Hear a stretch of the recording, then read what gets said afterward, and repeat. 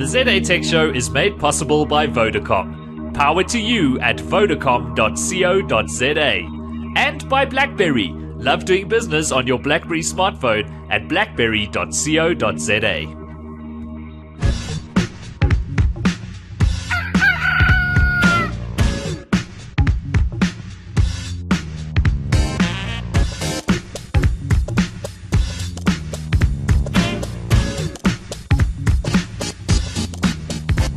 Hello and welcome to ZA Tech Show episode 202. Well, at least I think it's 203. Sorry, 203. Thank you, Dave Greenway. All of you, you are fired. You suck. You have given me completely the wrong episode number. Dave Greenway is a champion, however. Monday, March the 19th, 2012, whichever way you want to say it. I'm Brett Haggard. Thanks for tuning in or listening in or downloading us off of iTunes. I have a very interesting panel with me here this evening. Well, at least that's what I'm telling them. As you probably picked up because you're a perceptive bunch, we have Mr. Dave Greenway back here for the second time. You can get inbox back. Wait, hold on. Let me just switch you on so that you can... There we go. Try again. Speak again. Okay, no, so apparently you can get inbox back. Who knew? Evidently your cherry popping went fairly well the first time. Something like that. Am I on? Because you probably wanted to censor that sentence. Also, I humbly apologize if I fall off my chair. It's got a little rocky on If you me. do Very that, you might screamy. fall off. You're very screamy. Don't be so screamy, Andy. That is Andy Hadfield, the screamy founder of Real Time Wine. One big widget. No, that's a crappy that name. gone? I've Is changed. it- No, it was just a consulting kind of company name and Placeholder. It's kind I of thought how it was- it goes with startups. You kind of like start them and then fail them and then start Yeah, them and then like exactly. abandon them and stuff. But you know how you fall in love with a name and then you tell it to other people and they think you're a bit of a wombat. I was going to go with douche, but hey.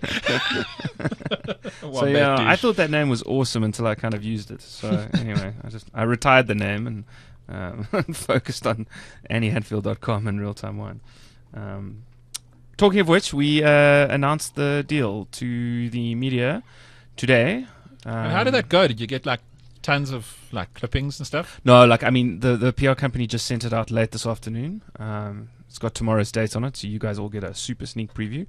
Everyone who's on the live stream, and we'll see tomorrow. You know, I've just sent it to a couple of people, and then tomorrow we'll blog it, post it. It's just a deal announcement.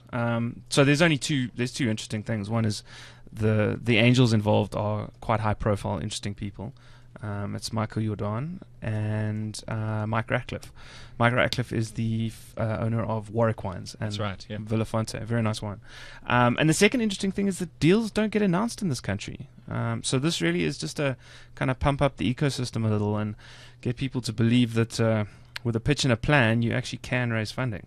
We'll do a proper product announcement in a couple of months when we go to Alpha. Cool. Are you going to be monosyllabic for the rest of the... No. I'm trying to multitask. It's the first time I've got control of the Twitters, people. All right. I have the Twitters right here in my fingertips. I can tweet as ZA Tech Show. And what I'm currently doing is realizing that I went me. So now I'm going, and by me, I mean... So Bretsky. Simon finally gave you control of the Twitters. Funnily enough, it's actually...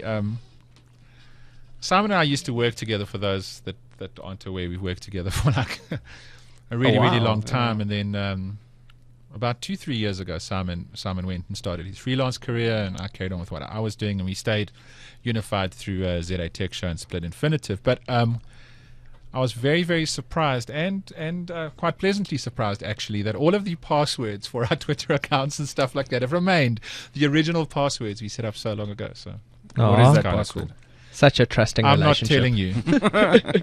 Does it have a 1, 2, 3 in it? No, it's like 1 M N0 TT Oh, crikey. 3 LL 1 NG. He's lying. It's like ZA Tech password or something. QWERTY 1 Or 2 3 password, 4. for that matter. Okay, fantastic. So, I'm ridiculously jet lagged. Andy is probably ridiculously jet lagged too. My body still thinks it's Austin, Texas time. So I thought what we should probably start off with is chatting about why Andy and I are jet lagged and just kind of talk about what went down last week, which was kind of interesting for us and something I don't think anybody else has chatted about in the ZA Tech Show yet. And Dave, it would be interesting to also get your opinion on what it looked like from the outside. But of course, we were at South by Southwest last week. The world's greatest technology festival. / piss up / excuse to listen to rad indie bands. And watch some indie film, right? I got a serious feeling through the Twitter feed that people were less concerned about what was going on during the day and more concerned about what was going on during the night and getting absolutely mashed and listening to music. South by's kind of random like that. It's a lot about the parties at night. It's a lot about the networking. And then you kind of collect some cool content along the way, really. Yeah. It was an interesting one for us this year because we focused a lot more heavily on the content, which is something I haven't done in previous years. And who would have thought some of the talks were like mind-blowingly cool stuff. I mean, and the talks you wouldn't expect to. Like, I mean, I've been twice now, and I think my new rule with South by is if I don't understand the name of the talk, I'm going to go to it, because you can kind of gravitate towards the bigger speakers, the Al Gores and the Don Tapscotts, who are great and give amazing performances. Baratunde Thurston, one of the greatest keynotes I've ever seen, but I didn't learn anything from He writes for The Onion, incidentally. Yeah, he's the digital editor of The Onion. Yeah. And he just has released a book called How to Be Black. And on the back cover it says, if you do not buy this book, you are a racist. And we go down well in South Africa. Apparently book sales are killing it. Yeah, probably. But that's the problem with these, they're great performances, but you don't learn a whole lot. Yet when I went into a healthcare talk or I went into a usability talk about the complexity curve, then I was starting to pick up some really, really cool stuff. But what did it look like? I'm really interested because I don't like conference coverage on social media. I think it's a torrent of noise. Exactly. The problem is that there's not really a hell of a lot of context. It's just, you see 2 or 3 guys that who are at the same talk, and it's the same tweet from all 3 of them when something profound is said. So like if yourself and Brett and Alistair Fairweather, who probably did the most coverage on earth at South by, if all 3 of you were at the same talk and some oak says something really profound, all of a sudden I get tweets from all 3 of you and I'm like, good, they're all relatively close to what it is, and I can imagine that's what the guy said. Sure. I'm like, oh, that's profound 3 times. And then, 3 times the profoundest. Double rainbow, man. So profound, man. It's like 2 thumbs up, double the affirmation. It's fantastic. Yeah, for sure. But sometimes it can get a bit overwhelming. I'm sitting there with my tweet deck and it just 150 tweets an hour from Alistair, and then another 20 from each of you, and then I deliberately kept it on the down low. Yeah, well, a lot of people, guys, to their credits, a lot of the guys were like, I'm in a talk at South by Southwest. If you do not want to listen to this, mute this hashtag kind of thing. Sure. And I was tempted to, but sometimes, you'd stumble across a really neat piece of content and I'd be like, I'd rather not mute it and deal with the pain. And it's strange, though. You'd expect, because South by is to a certain extent a bit of like a birthplace for Twitter and a lot of the social media stuff, right? You'd expect people to engage a lot more on Twitter and that kind of thing. But the interesting thing for me and Andy was that there's people tweeting, but not the kind of blow by blow, soundbite by soundbite, like ball by ball cricket commentary type tweeting that a lot of other events are tweeted like. Jeez, are you sure? I was scanning the hashtags on, especially some of those health talks. Some of the keynotes were like literally bam, bam, bam, bam, bam, bam, bam. Others of them were like every now and then somebody would go, wow, that's really profound, and tweet something out. So also, again, a lot of the healthcare stuff was every now and then there was a choice soundbite or like somebody rendering an opinion, which was kind of cool, which makes it rad from the perspective of compiling store files and whatever the case is. But, a lot of the time, it's also just like 1 or 2 people that are literally giving a blow-by-blow account of what's going on in the keynote. So you'd expect, the point I'm trying to make is you'd expect everybody to be doing that blow-by-blow account. And it was a lot less people than what I thought would actually be going on. So just talking, themes. Were there any themes that popped out following it back at home? It's still very, from the 2 or 3 South bys that I've followed on Twitter, it's still very startup. It's not really, it's more about guys with ideas than set businesses. Well, that's what came across to me, is that it wasn't really, this is the strategy I've been using for the last 3 years and it's working. It's more like, this is the sort of stuff that I think we should be doing, or these are the really cool things around, that has going changed. forward. But to that point, I must actually say and chime in on this, that session I sat through with Instagram, Foursquare and Food Spotting, okay, 3 fairly well established digital brands, social media constructs or engines or whatever you want to call them, doing unbelievably well. Not well in the conventional business sense, which is interesting. They're still thinking 2 years later in very, very much startup culture. These guys are figuring out how to make the product better, and that's the one thing they've got down, is like how to use that feedback loop in a really meaningful way, iterate the products really, really quickly, get a really high quality UX out there. Most of them, no clue on how they're going to monetize this. No, Not a thing. Well, then idea. again, I mean, doesn't matter. We have Facebook. 40 million users. It's okay. We'll figure it out one day. You know. Well, let's put it this way, right? Instagram's what, 27 million users. They're still mono device in terms of the fact that they're only iPhone. I mean, we can look at the fact that Still don't have a website. still They don't have a website. you can create an account on the website, but you can't do anything from Yes, it. yeah. Like it's. And the- incidentally, I'll chime in a second and why the- I think it's a great idea. yeah, but anyway. I think they've got what, like 6 or 8 devs or something total, and I think their team is 12. Yeah. 12 people. And when they say that they're actively looking into bringing it to Android, that's their next thing. No, and they have 2 they have developers. 2 devs on the Android job, and they're like, we're bringing it to Android, and I'm I like, remember- two don't you whole admire devs. No, that? I had like We're- a huge bitch. I'm like, 2 whole devs? Really, guys? Don't like put We're- your back out or anything. And then somebody tweeted back at me like moments later and went, dude, it's like a quarter of their dev team. Yeah.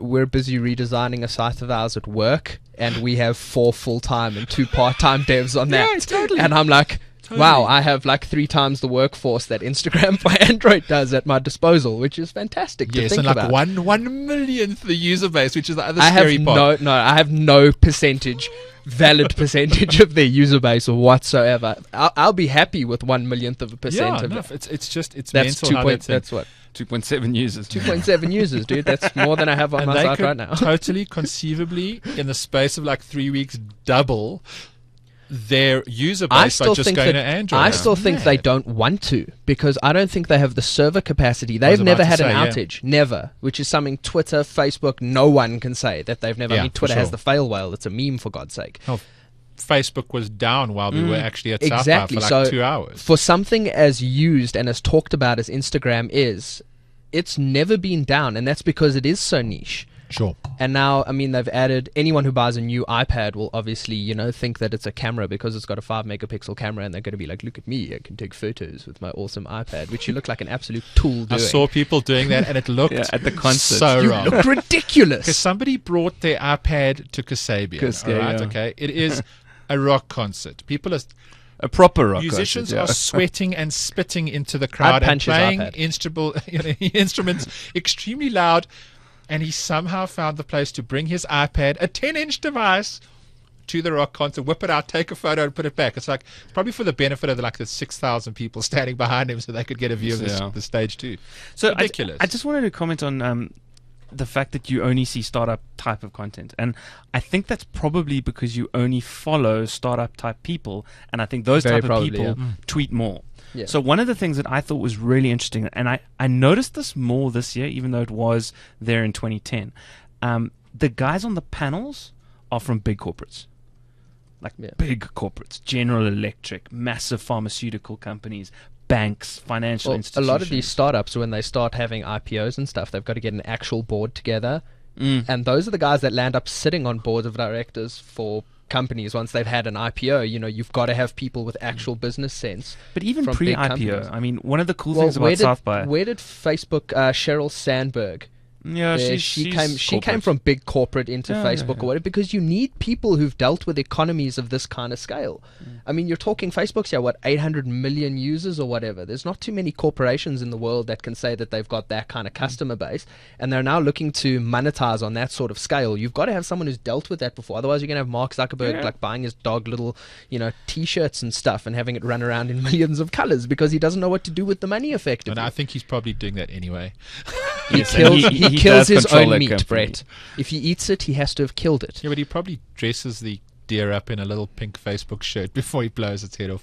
Anyway, Yeah. moving on. I don't Not know. my favorite I like character. the fact... Don't buy stock. I like the fact that in South by, one of the things that happens is that you get these massive multinationals sitting down in a panel with bloggers and ordinary digital people. And I think that bridging the Yeah. gap was Big time. there was a lot of it. and I really liked that. Favorite themes? Okay, so I got one or two. definitely. Okay, so we actually talked through these, Andy. Big data, big theme at the moment. Absolutely huge theme. Another interesting one is about controlling the quality of the conversation, both on social media and commenting on which happens the because web in these general. systems are scaling so much. Yeah, There's so and much traffic, which means you've got YouTube-style comments then for there's the normal old publishers. the old trite normal, hey, everyone's a publisher, man. Everyone has a voice. It's like the world is your audience. You could totally do this. And, and to a certain extent it's true. But I think as the web scales, it becomes totally less true. Because you can't, as somebody with just a rad idea, pitch it out there and expect, because it's a rad idea, that everybody's going to adopt it, right? You used to be able to do that because the web was moving a little bit slower. There'd be enough time to gain that traction and everything else. You have to get frickin' lucky to get your app or your site noticed well enough to get that traction, which then allows, like layers of an onion, you to hit the next level of traction, next level of traction, next level of traction. I don't think there's something like organic growth in the internet anymore. It just can't exist because there's too much noise and there's too much stuff out there.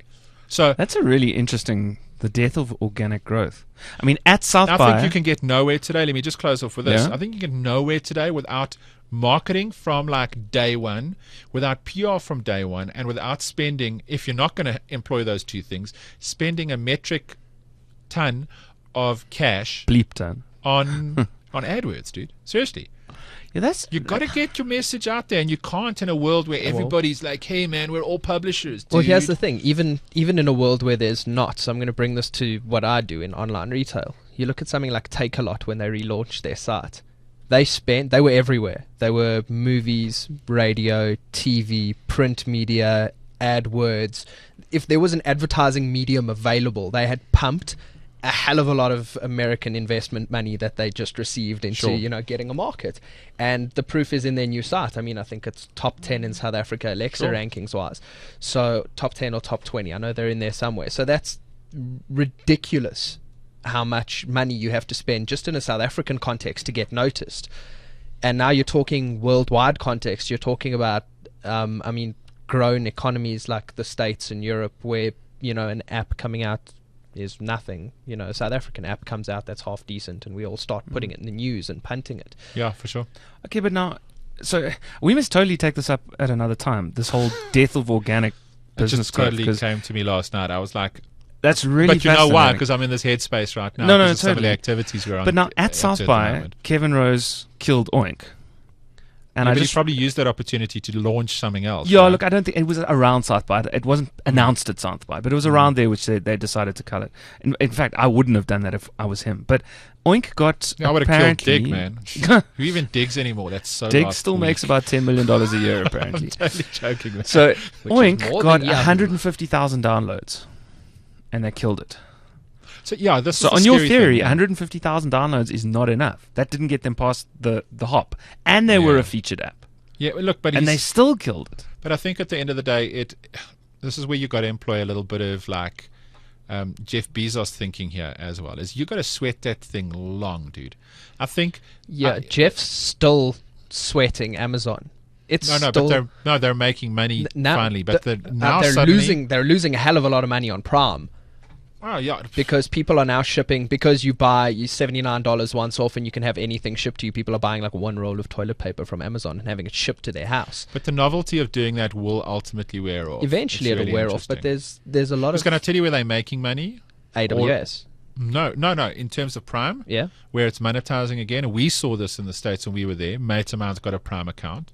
So hey, Ray, 3-day shipping is like completely free. All right, How many times did we ship? we're like, Probably 4 or 5 times. yes, no, but the thing was like, screw that. I'll pay Yeah. more to get it tomorrow, because now the tomorrow shipping option is like completely an option suddenly.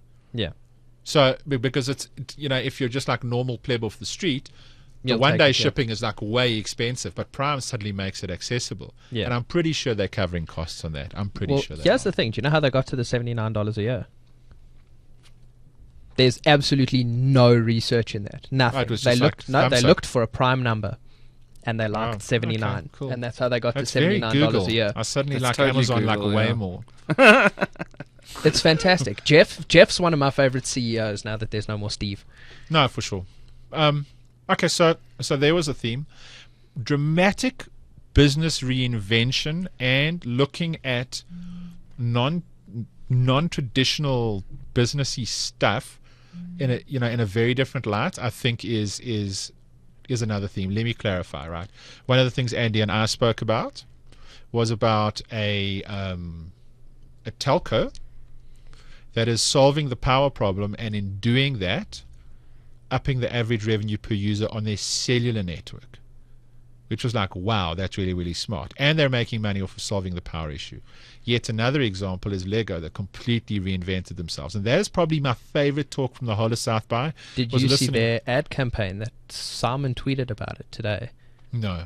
Some very, very cool ads. I must actually find the link so that we can put it in the But- show notes. It's literally, they've got like little pieces of Lego building. It's literally just single sticks of Lego, and it builds up some of the most, like, Yeah. the stuff that they've got 4 little sticks of Lego. It looks dead on like The Simpsons when you look at it, and they're like, that's The Simpsons. And you move on to this, Bert and Ernie's the next one, and it's all these things that you know and like you've seen a million times, but you wouldn't think to make Sure. it out of 2x2 squares of Lego. And the bottom line behind the Lego story was they were making money, and to quote, until they weren't anymore. Right? They were investing so heavily in R&D, there was nobody actually taking stock of the sanity in the company. So that very, very heavy innovation ended up creating a logistical and manufacturing mess in the company, where all of the other costs in the business, all of the support structures, all of the marketing structures, all of the physical manufacturing structures, they were like doubling and tripling the individual SKU block count regularly, because they just let their designers go absolutely crazy and design anything they want. So what happened was they were making too many models. Their bricks were costing them way too much. All of the marketing for those bricks were costing way too much. All of these models, it just went absolutely mayhem, and nobody was looking at where they were actually making Well, money. So they that's- reined it all back in again, and they basically put in what was the term? A navigation system for innovation. And bam, company came right. So Well, very, very interesting That's stuff there. very similar to sort of what's happening with the PC industry. I mean, you can buy a Dell laptop, like there's, millions of SKUs for Dell laptops. There's like company-wide on Apple, 25 products you can buy. You see, in but that's why, in their computer division, the CPUs. Again, but that's, it's more symptom of the fact that there's too much choice in the US. Try this next time you're in the US. Walk into a pharmacy and ask for a headache tablet. You will literally be taken to the aisle where the headache tablets live, all right? Choice has just gone ridiculous in the US. What Apple has managed to do is just gone, okay, there's like, do you What want the size? 13-inch Yeah. one, the 15-inch one, or the 17-inch Do you one? need a more powerful 13 or a less Anybody powerful who's 13? read Dan Ariely's Predictably Irrational will Yeah. know it's textbook. It's straight out of that. And I suppose Lego has done that to a certain extent as well. But I mean, it's more about this really simple point that nobody ever turns around and actually looks at their business and goes, okay, where are we going? Where have we been? And what's actually going on in our business right now? We're losing money, so therefore we should pump more money into innovation. And the thing is, they were pumping too much money into innovation and not controlling that innovation. It wasn't actionable when it's coming out the other end. Yeah. So, it's like saying automating a process is no way to fix it. If you just take a process, you put it on a computer, all it's going to do is make you lose money faster. And that's Yeah. pretty much what Pretty they much. were doing, right? But I think that's a great description of what's possible at something like South by, is that you get access to these guys at Lego who have been through a very real business dilemma, be it in the tech industry or not. I mean, everything has a tech slant. And I just haven't been to a conference where that kind of dialogue is possible. Then you sit there and you ask those guys questions, and you go for a beer with them after the you talk. see, this is the point I wanted to get to just now. It's like, it's a great equalizer.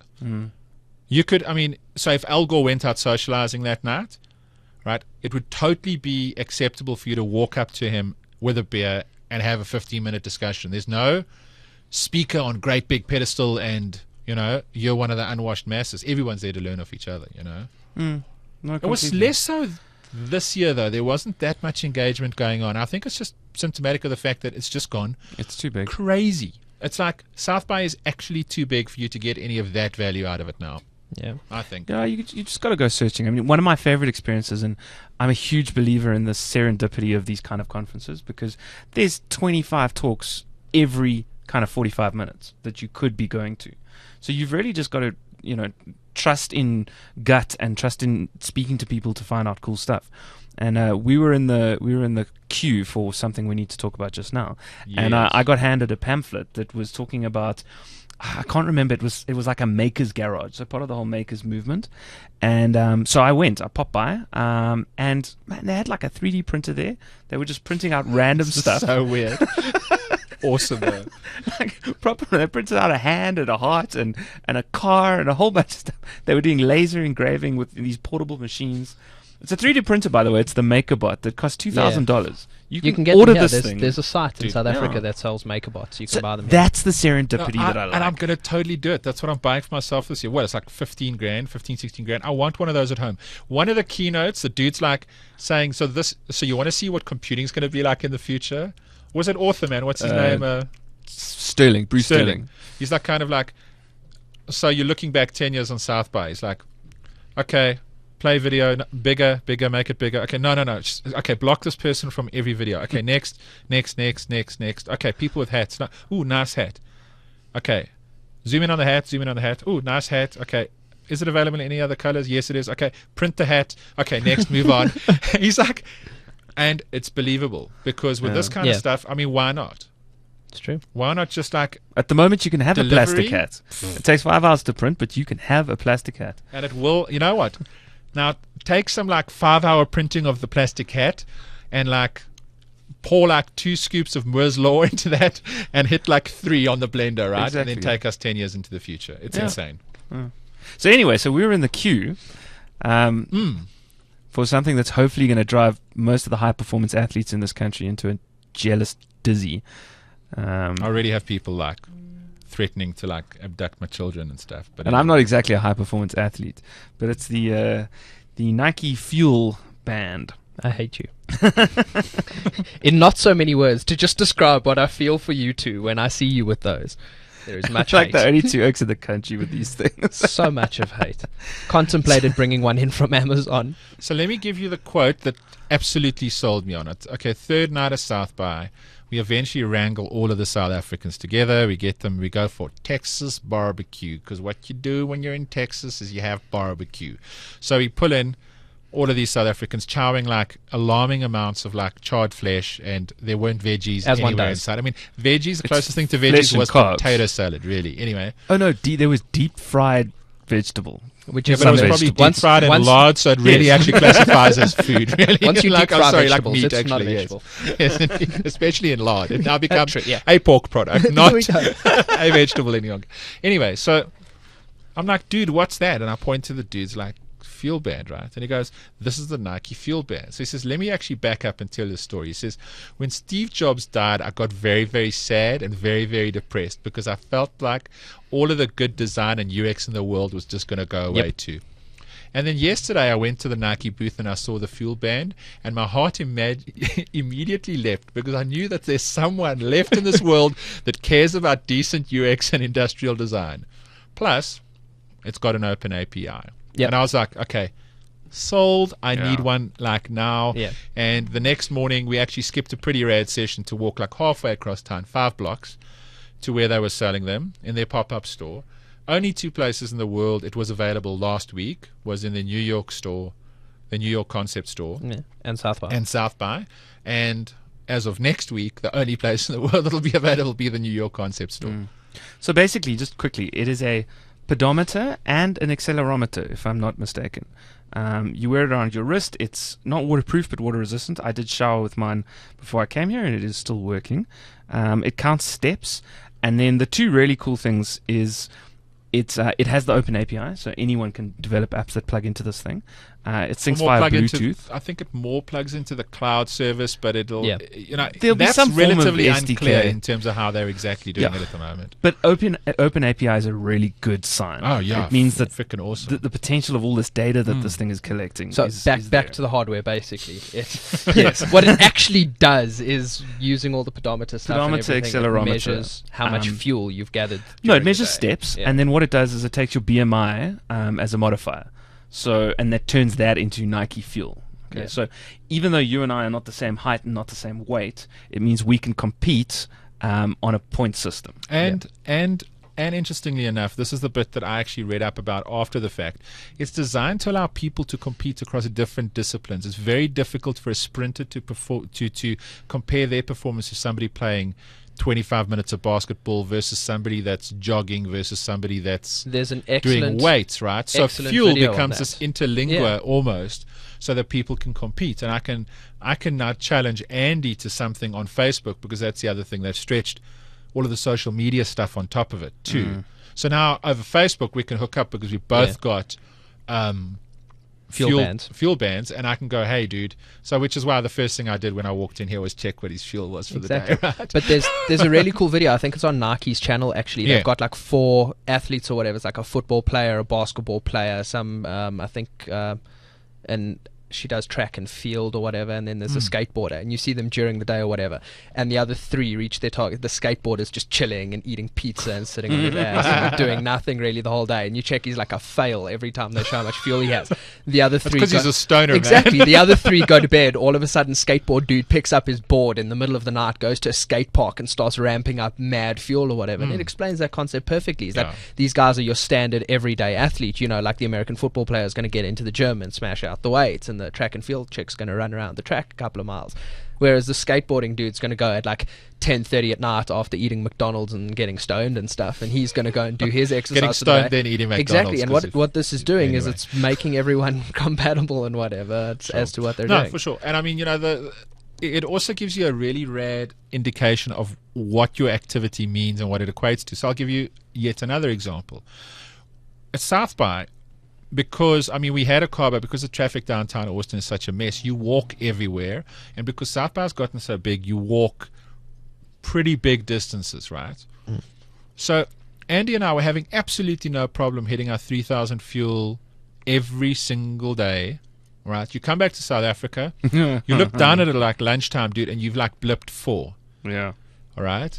And you realize we were walking 6-7 Ks just like during the day, just doing like everyday stuff. Then you go out to a concert at night and you party and you burn like a whole ton more fuel. So it gives you an idea of what stuff actually involves, and in terms of how taxing certain kinds of exercise, stuff that you wouldn't normally consider, like walking somewhere, is actually pretty rad exercise. That's the first thing. The other thing is it gives you rad insight into, if you're trying to get to a certain goal every single day, what you might have to do some days. So if you have a very sedate day at the office, it's very different to having a day running from one meeting to the next, right? You might have to go to the gym and jog 20 minutes at the end of your day just to get to your calorie burn for the day. And I think that is extremely rare, just in terms of appraising you of what's going on. It's a really cool, really innovative sort of way of making exercise, not only the whole gamification thing or whatever, which is cool and whatever, but it's also a nice way. Gamification works, Dude, though. it's also a nice way of taking out the science of exercise. Oh, yeah, totally. I have, 20 different colored LEDs on my fuel band. I'm currently 15 of them through. I've got to make up the other 5. I'm not at full green yet. It's a progress yet. bar. That's a game dynamic. Exactly. That's all it is. I mean, the most powerful game dynamic that this has, to bring this slightly back to tech, is the instant feedback loop. So, I had a office bound day today, and I'm on 1,200 fuel. So I'm not even close to a mildly active day, to like a standard day. I'm not even close. And now you wonder why office bound people put on weights. It's obvious. And I've got that because of that instant feedback loop. Yeah. The other major thing that I'm really excited about is the bigger tech trend of wearable tech and ambient tech. Yeah. So things that you don't have to push buttons to get it to do things. Yeah. This No, is this collecting this is big just doing data on stuff. me. I mean, also, it gives you this rad insight into what your day looks like from a profile perspective. So you can see, where am I doing the most exercise? Where am I doing too little exercise in my day? And how can I impact that? So I'm totally considering, because I mean, the reason I'm all cognizant of this at the moment is because I'm doing the whole Sleek Geek challenge, right? And it's a fantastic thing just to bring you back to being aware of what you're eating and exercising regularly, and just realizing that you can fall into the most common traps in terms of nutrition. This doesn't do the nutrition stuff yet, but it'll definitely do that from an exercise perspective. And it's like Andy says, it's effortless. I mean, really, it is freaking amazingly cool. So anyway, so the sad part, of course, is that it's only available one place worldwide right now, which is New York, which sucks. You can. I think there's obviously going to be resellers on Amazon or whatever who've bought it. Yeah, you can probably hit like a shitload on that. A lot on eBay. Delete expletive. Yeah, no, you can probably like hit eBay and see people reselling. I mean, I brought back two. One thing given for the one people for Terry. one thing for people to actually realize is they come in different sizes. Yeah, So I mean, buying one off eBay, like, still so check there's a what you're doing. small, medium, large, yeah. and So there's not- these little things Yeah. that you clip in, which also made me understand that Andy has thicker wrists than what I do. Which is why I didn't buy two. Just in case it wouldn't fit anyone. But yes, so I mean, I brought back one for my wife, and she hasn't decided whether she wants to use it yet. So if it hasn't been claimed in like 2 days' time, Shotgun. I might just first person to give me 10,000 Twitter followers gets a free. Oh, Nike no. Fuelband. Dude, you No, can it's buy just like 10,000. that Haiti guys. I would never do that. I would never do that. I would just sell it If you because I'm follow that me, I'll give shallow. $100 to Haiti, douchebag. No. I'll just sell it. I'm that shallow. Okay, is there any tech news today? Besides Dude, Kevin no, wait. Rose killing Oink. Hold on, wait.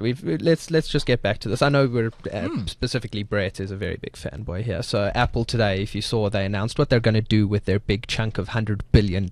I think it's the best bloody move they So could make. we're But giving anyway. out Ooh, I haven't heard this. quarterly dividends of, I think, $2.45 a share. and buying And back. they're doing a I think it's about $10 billion share buyback, so that when they issue shares Double to down. employees, that when they Get issue it. shares to employees, it doesn't dilute the value of the shares.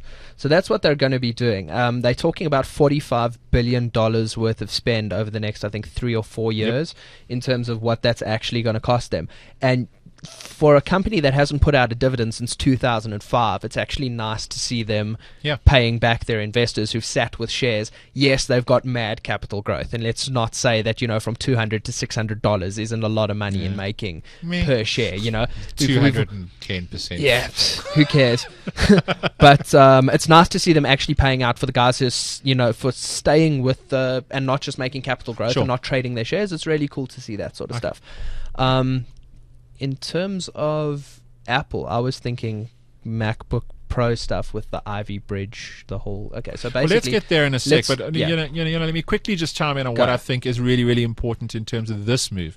Is, dude, you can only imagine Tim Cook getting this mad pressure from his board, right? You have to start using this money. You have to start leveraging this capital, right? Yeah.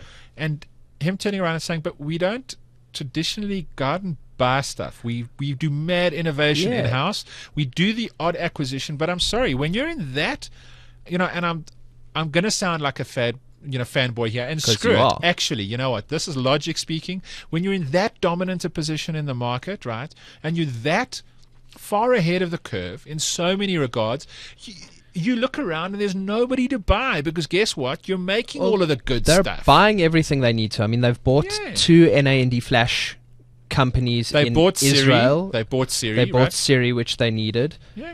So they took the Android version of Siri off the market when they bought it. They've pretty much taken NAND flash. They've bought all their competitors there.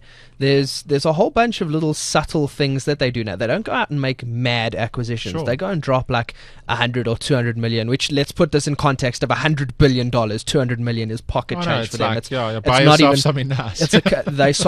they sold more iPads, the new iPad this weekend, than they've ever sold in an opening weekend ever. I mean, their store went down. This is a product that Apple.com everybody went said, down. "Oh, why would you want Exactly, the new look, iPad?" I said that. Hell, Yeah, but here's the thing, right? Who So wants better than HD? Come on. Really? I do. It's more numbers. Is it better?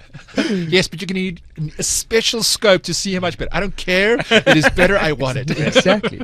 No, but that's the thing, is that they've now gone to this point where they can spend money on whatever they want. So they go and make strategic investments in their supply chain, and they go and buy companies that are going to support their supply chain so that they can churn out 50 million iPads in 2 years or whatever and sell them, and then make their $100 billion back again and plow that all into the company.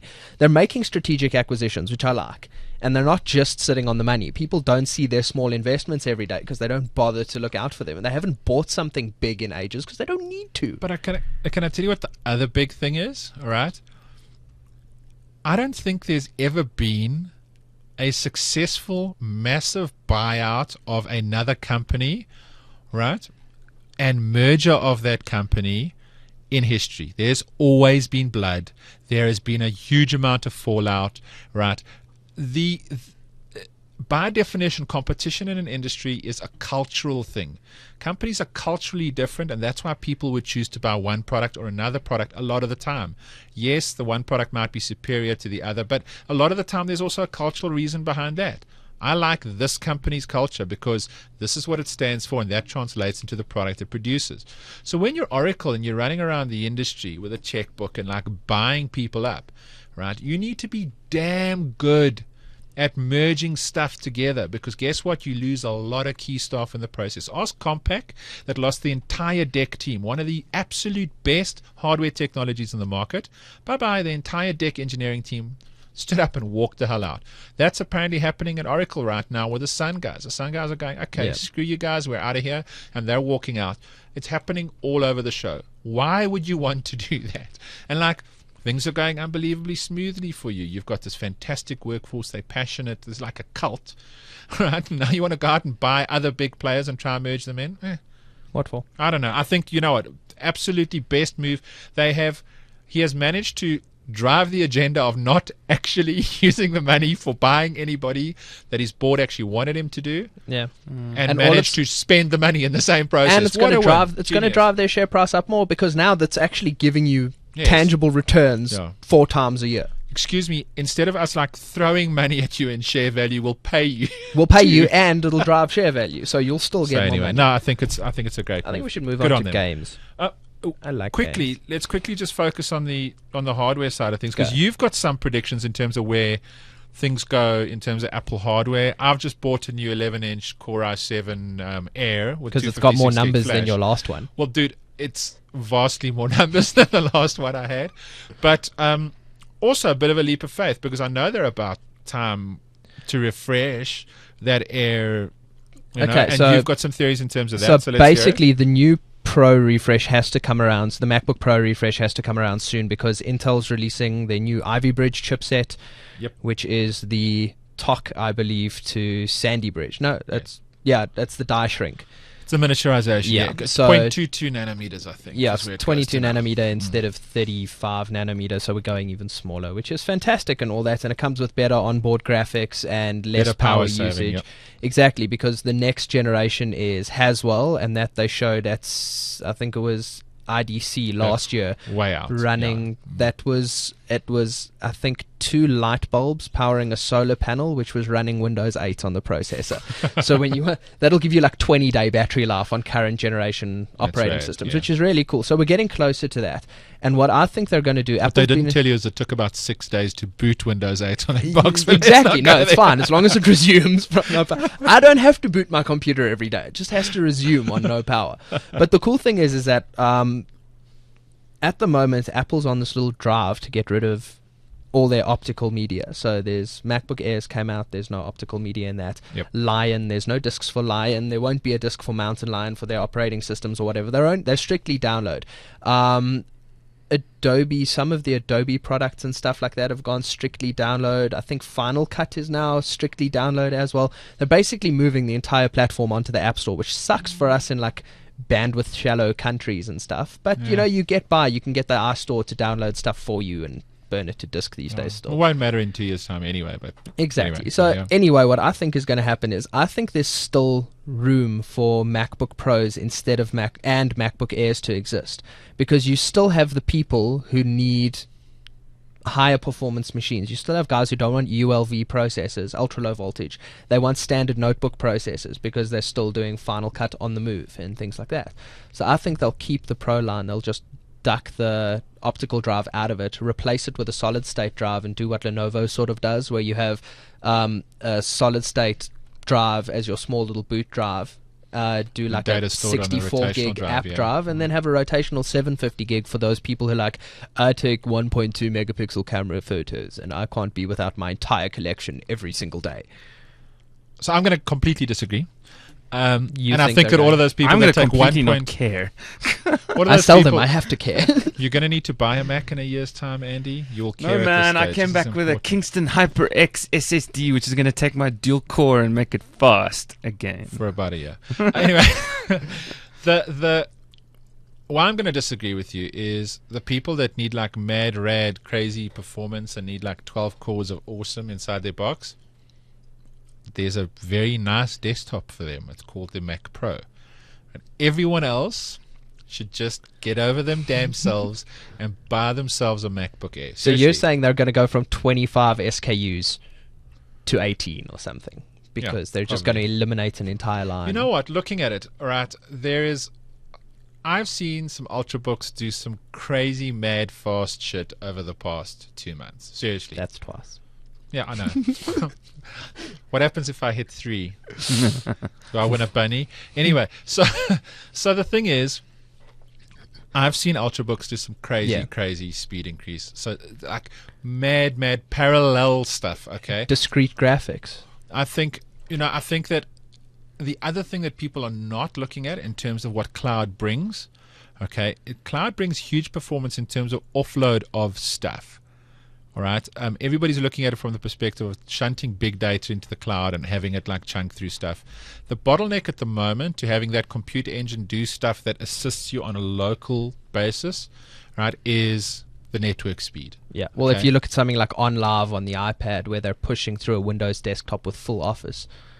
This is the other thing. It's getting to the point now with LTE on the mobile front. All right, LTE is ridiculously quick in the US. All right, and like everywhere in the US right now, they're rolling it out damn fast in the US. It's coming to South Africa in the next 2 years or so because it's the next logical step. So that's just on the mobile front, let alone fiber to the home and everything else. The capability of being able to shunt a workload into the cloud really, really quickly, whether that's an entire video that's a couple of gigs big or a very, very big picture, right? Send a command over that line and have the big tin on the back end crunch it and send it back down to you. I think we're fast approaching that. In the next couple of years, that's where it's going to be. I still think that for now, because we're still approaching. Look, for sure. But I look at the fact that the Core i7 I bought from my designer a year and a half ago. My MacBook Air is now officially faster with half the cores. Yeah. Really, is the Air faster than that? A year ago. Because remember, Sure.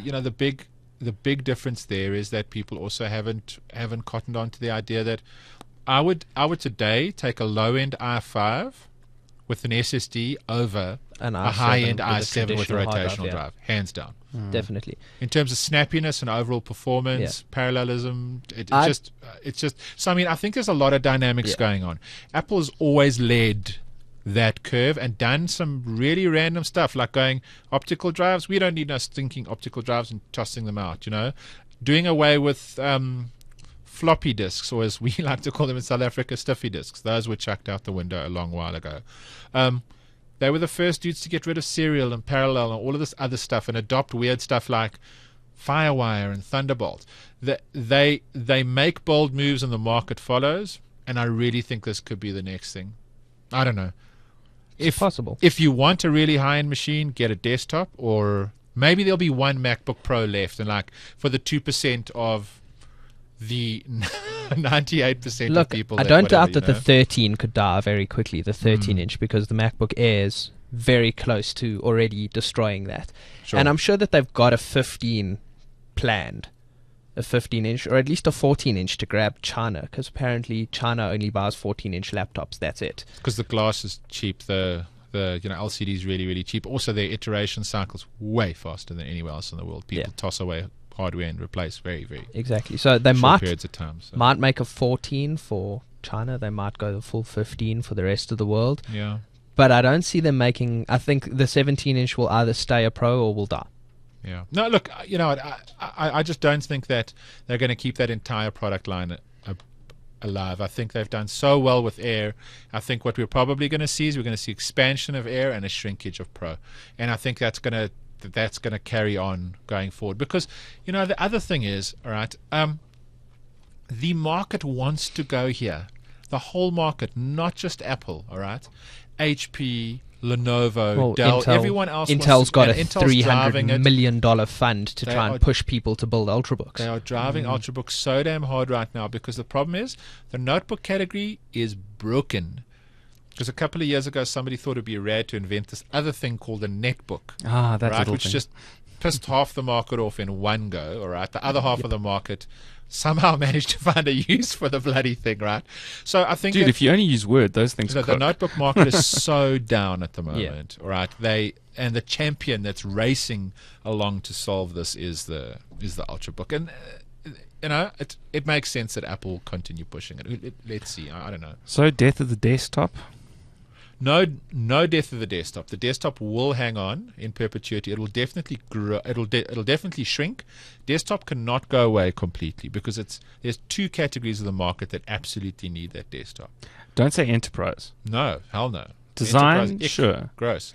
Because on Twits, I think I'm 3 weeks behind, they were talking about the fact that 3 or 4 of the major corporates, like General Electric and a couple, they're all going iPad.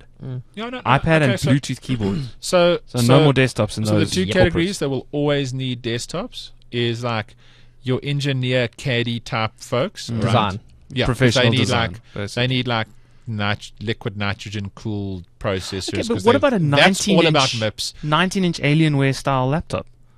But that's not a desktop. No, trust me. But then you take your laptop home. Andy, the processor I run in my desktop at home, right, is not available for notebook, and you will not get anywhere close to it. And it's not even the fastest processor available. What, sorry? Gaming. Yeah, I was about to say, that's the other big category. So, I mean, you've got this one category of people that use it for business stuff. So, engineers, architects, hardcore graphics guys, video editing, all of that kind of stuff, all right? Sits on one side of the equation. Oh, and like scientists, protein folding and other odd stuff, because apparently that's fun. So, you have those guys, and then the other half is gamers. Because what gamers need to be able to do is yank out graphics cards and put new ones in. And you don't do that. You can't do that with a notebook. So notebook will definitely grow. Well, the portable category, the mobile category is definitely growing, but the desktop will not die. I'm sorry, I fail to believe it. It can't. Gaming won't let it. Yeah.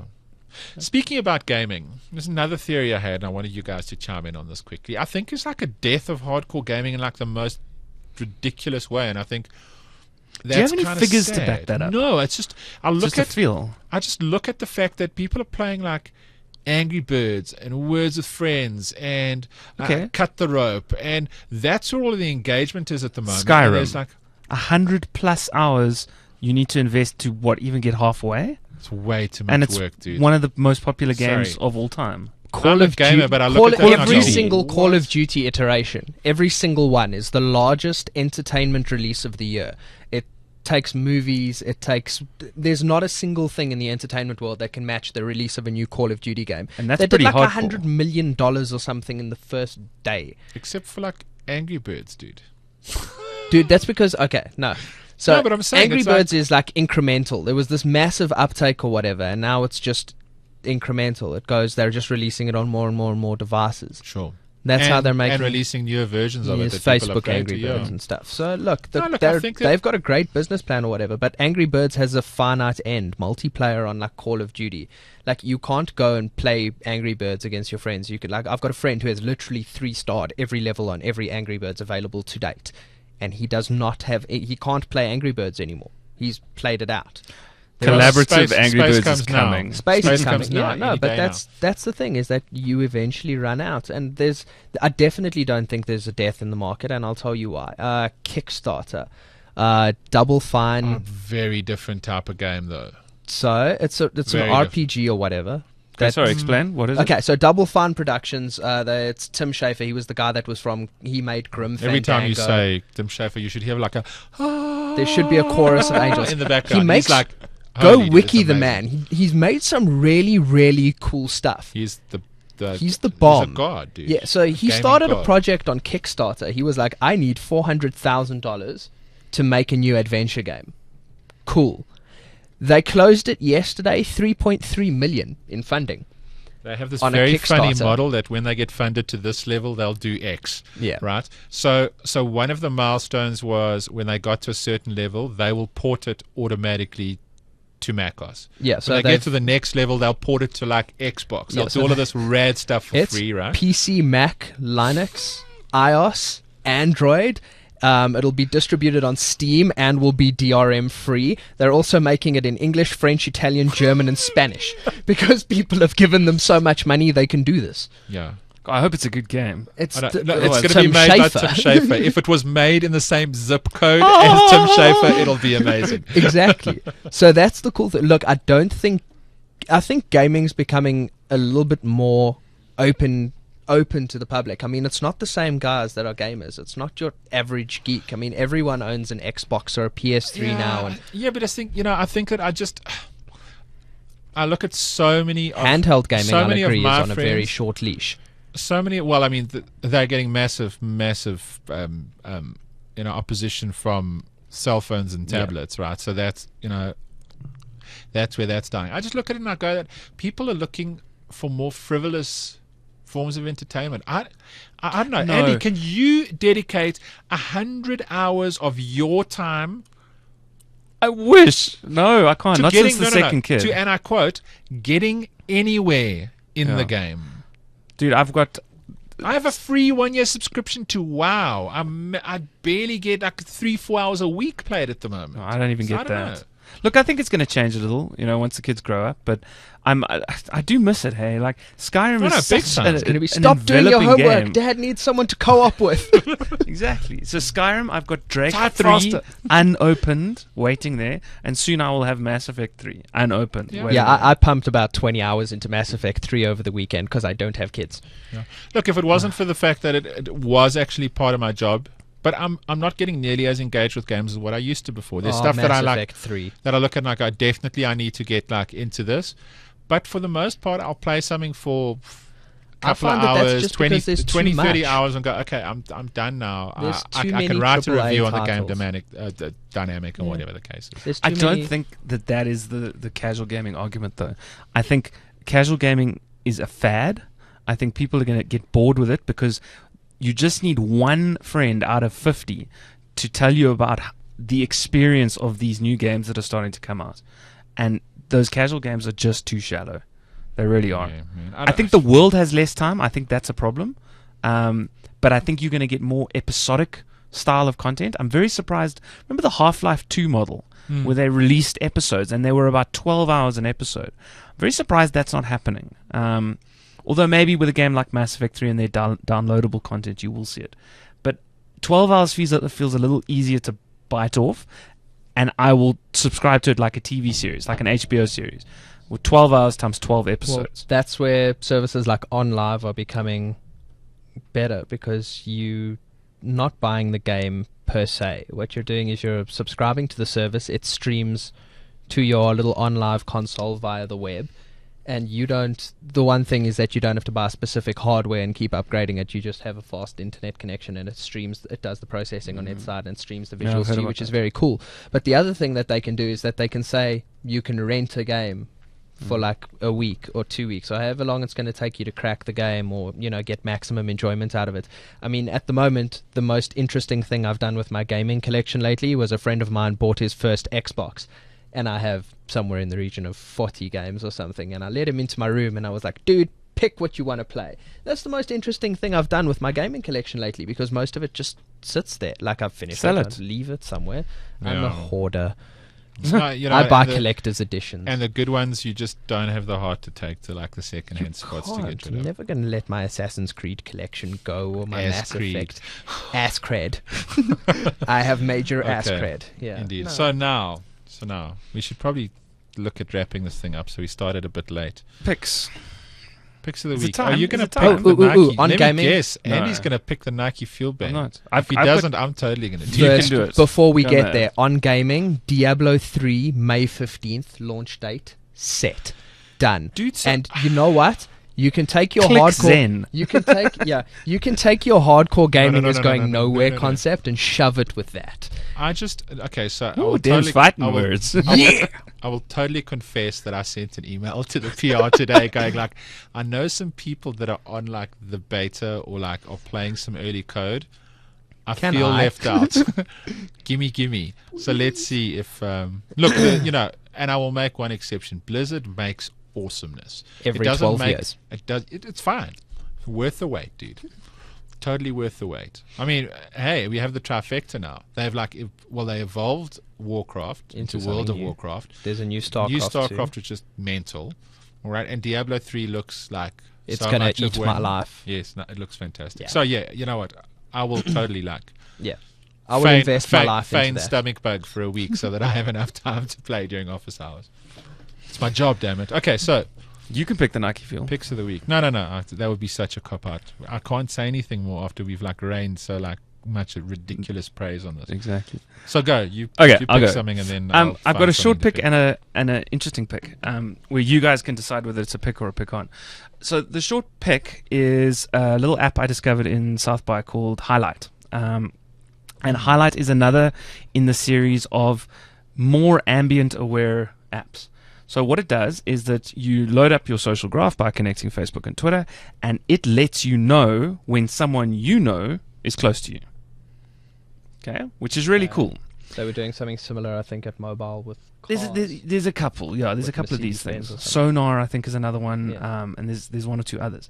But There's now that layer for Foursquare that does the same. I think it's actually called radar, yeah. Foursquare's got that. You switch it on and off, and But the other thing it does, which I really like, is and it's super simple, and it's super early days, but it looks at your social data, i.e., your Facebook page likes, for instance.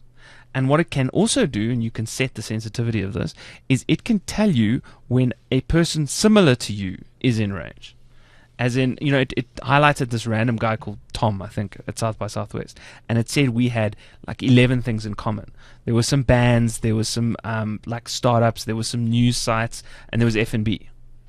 And it turns out that he was a Sapphire with an F&B account.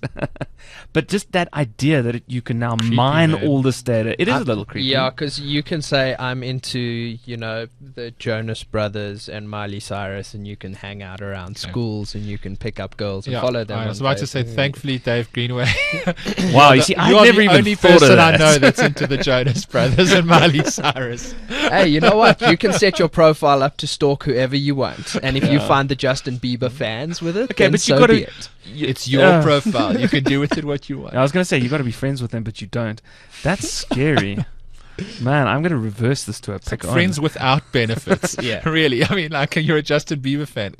Yeah, that's true. Okay, so look, it's got a long way to go. I think it's cool. I didn't invent such diabolical uses for it. But you can also use it to who should I unfriend this week? Oh my God, he likes that, and you can sort of, Yeah, for sure. weed your Yeah, friends show out. me anyone who survival of likes the the fittest. Jonas like a bait profile, Exactly, like yeah. anybody attracted to the bait profile, you've got a script that automatically culls them out of your life. Exactly, survival of the fittest friend.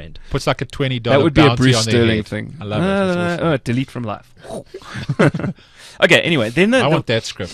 the one I want you guys to decide whether it's a pick or a pick on is I only found this out recently, but did you know that? And I don't mean to sound like a fanboy, but Kevin Rose's company Milk got bought by Google, I didn't know that. and Kevin Rose is now working for Google.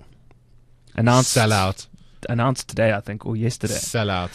So there's two interesting things. I'm unsubscribing from your podcast, Kevin Rose. You're a Unfollow Kevin sellout. Rose. There's two interesting things. So one is Milk did nothing. They released Oink, which failed, and the reported purchase price is between $15 million and $30 million. Okay, they Why only not buy raised. Kevin Rose, dude. They're buying Yeah. talent. They only raised 1.7, so that's a nice tidy return for his all-star investor cost, and there was. It was everyone from Aston Kutcher to Reid Hoffman, I think. And the second interesting thing is Kevin Rose now works for Google, most likely in Google Plus. Is That's it a good interesting. thing? Well, look, I'd be more seduced and more intrigued, I think is the right word, if the development team behind Dig had been pulled across to Google Plus. That Well, would be it's interesting. one of the designers who was a co-founder of Milk. Like, he took his UX guys with him, and they've joined. The whole Milk team has joined Google. Again, I don't think Dig is fantastic UX. I think it has mad ninja code behind it. But That that's is like, Joe Stump. And no, well, and he's his cronies. scaled it, but I'm talking about the algorithms and you know how it. Dig really did for its time change like a lot on the social web, which, you know, I don't even think it was called the social web at the time, you know. But It was just the web. I would be, yeah, it was Web 2, man. Everyone's doing it. I would be more intrigued if that bunch of dudes that did that, they seemed, you know, they would strike me as the kind of guys that would know what is not working on Dig today. And there's actually a number of similarities in terms of what they're trying to do in terms of the problem, right? Yeah, it's To a the filtering. problem It's a case, yeah. social filtering problem. So yeah. I think it would be very, very interesting if those guys were across there. But I think maybe they just bought that dude. They just wanted Kevin Rose. Google buys things and gets rid of things every 5 minutes. I mean, they axe projects 5 at a time every month, and they Yeah. buy stuff all the time. Well, they don't invest and allow for startup of so many projects anymore as well. which Yeah, is kinda no, sad, that's so. because of new CEO. has Like, taken there's an them by the article, horns, I can't remember, I think it's Silicon Valley Beats or something, that says, is that sending the right signal to the market? You know, $30 million for talent and buying a failure. I don't know.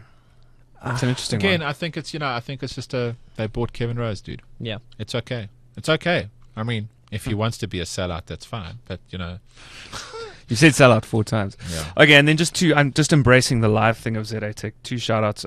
Brandon Dino, who is listening, wanted us to congratulate EOH on their results. Tech company had like mad results, like 300% growth, 700 million rand turnover. And Van Skyke's Bookstores is listening, and they loved my Dr. Fraser Crane impression. Okay, fantastic. I thought it was pants, but anyway. Dave Greenway, what is your pick of the week? 2 hardware, 1 software. Well, 2 accessories, 1 software. So Go. software is Air Video for iOS.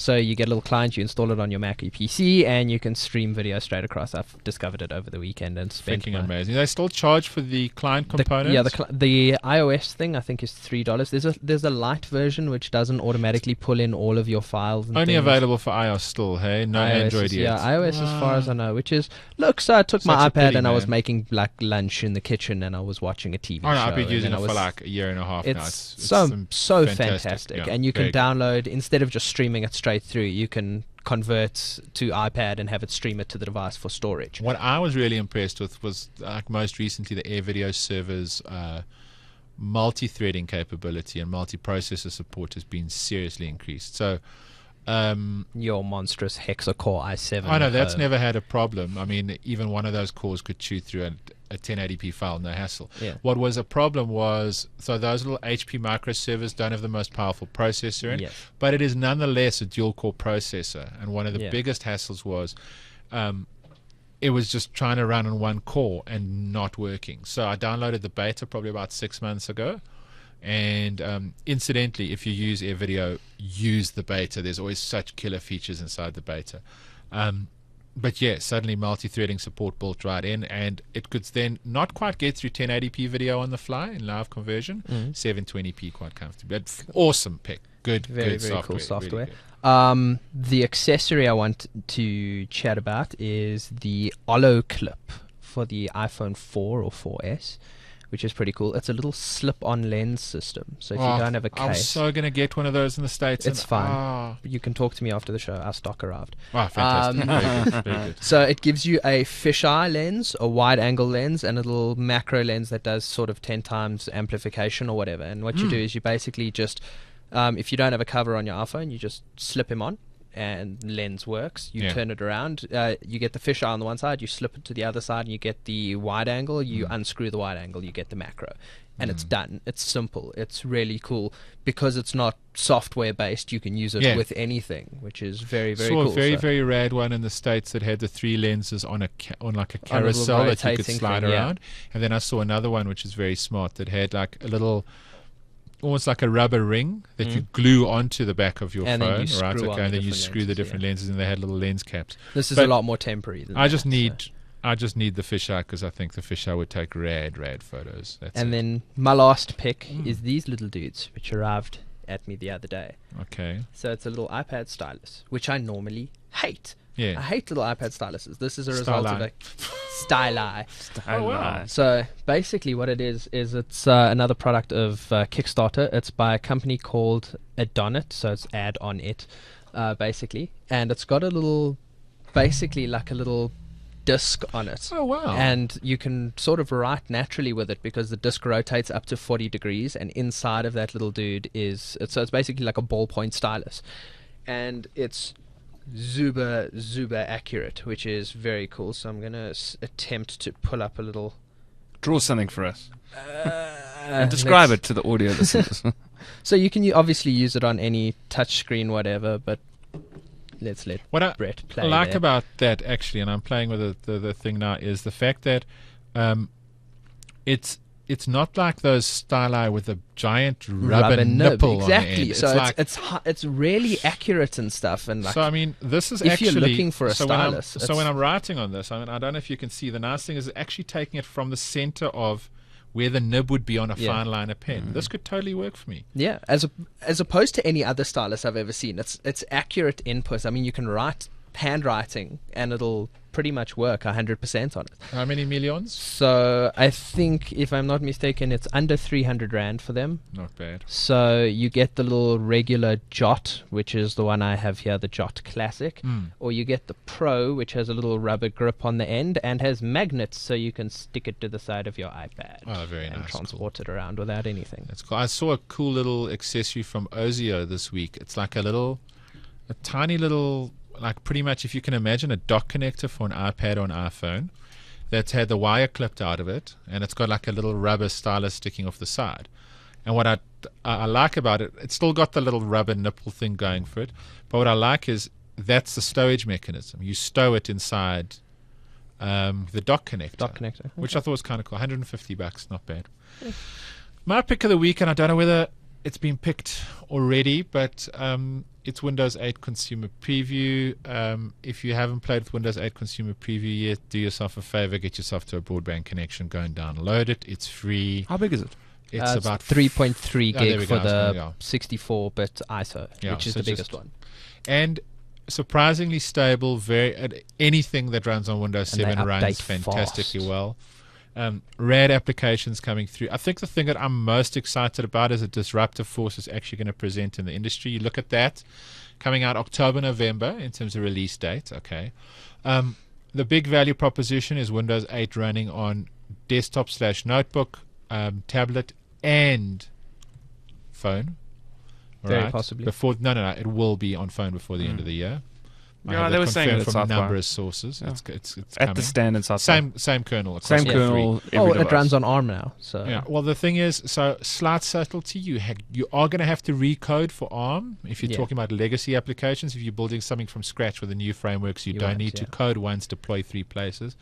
What I like about it is how quick Microsoft has moved on this. Apple a year ago started making this move. So they started going, wow, everybody really likes iOS. And they started making macOS Launchpad. more, indeed. And now with Mountain Lion, it's even more like iOS.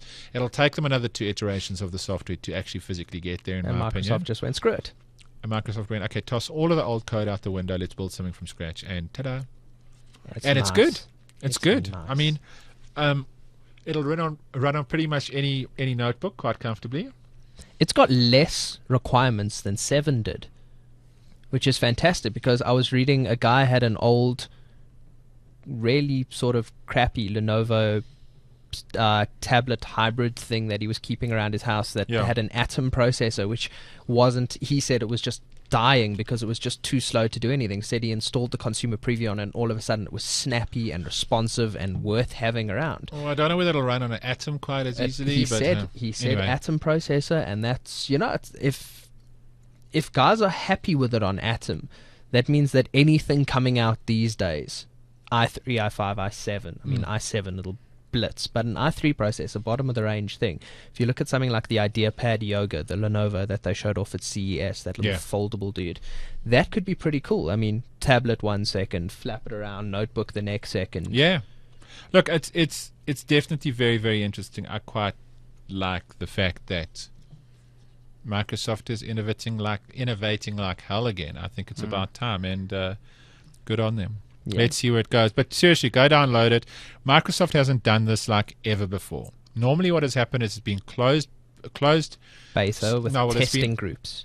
So they've had an internal alpha 1 and 2. They then went to beta 1 closed, beta 2 public, right? Then to release candidate 1, release candidate 2 gold code.